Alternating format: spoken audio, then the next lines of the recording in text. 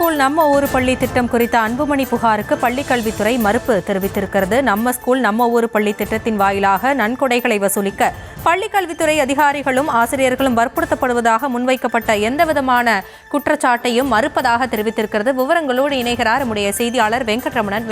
விவரங்களை வழங்கலாம். வணக்கம். நம்ம ஸ்கூல் நம்ம ஊர் பள்ளி திட்டத்தின் வாயிலாக நன்கொடை வசூலிக்கப்படுவதாக எழுந்த குற்றச்சாட்டுக்கு பள்ளி கல்வித்துறை மறுப்பு தெரிவித்திருக்கிறது.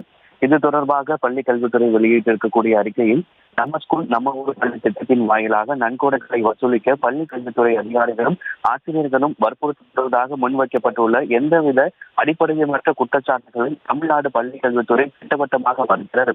சமூக பங்களிப்பு மற்றும் நிறுவன சமூக பொறுப்பு நிதியின் வெளிப்படைத்தன்மை ஆகியவற்றின் அடிப்படையில் கட்டமைக்கப்பட்ட இந்த திட்டத்தின் அடிப்படை நோக்கம் மற்றும் செயல்பாட்டையே இந்த குற்றச்சாட்டுகள் சிதைக்கின்றன.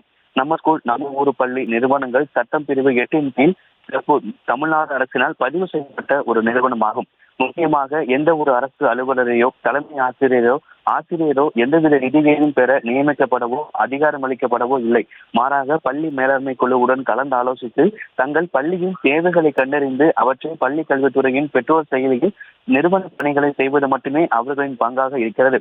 இந்த திட்டம் தொடங்கப்பட்டதிலிருந்து இதுவரை 885 நிறுவனங்கள், தொழில்துறை மற்றும் தொண்டு நிறுவனங்கள் உள்ளிட்டவை சேர்த்து 1500க்கும் மேற்பட்ட தனிநபர்கள் இந்த பல்வேறு உதவிகளை செய்திருக்கிறார்கள். கிட்டத்தட்ட 860 கோடி ரூபாய் பள்ளிகளின் மேம்பாட்டிற்காக வழங்கியுள்ளனர். 200க்கும் மேற்பட்ட நன்கொடையாளர்கள் ஆண்டுதோறும் தொடர்ந்து இந்த திட்டத்திற்கு ஆதரவு அளித்து வருகிறார்கள். பள்ளி கல்வித்துறைக்காக அரசு நிதி ஒதுக்கீடு போதுமான அளவு இல்லை என்கின்ற ஆதாரமற்ற குற்றச்சாட்டுக்கு மாறாக கடந்த 4 ஆண்டுகளில் மட்டும் பள்ளி கல்வித்துறைக்கான நிதி என்பது 43.5% உயர்ந்திருக்கிறது.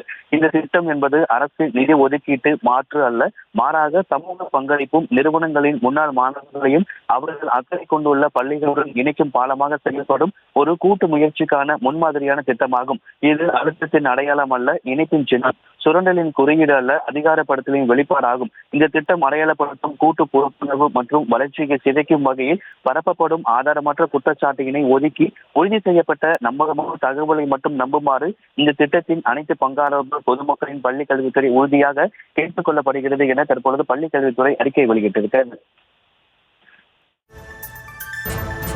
விவரங்களுக்கு நன்றி வெங்கட்ரமணன்.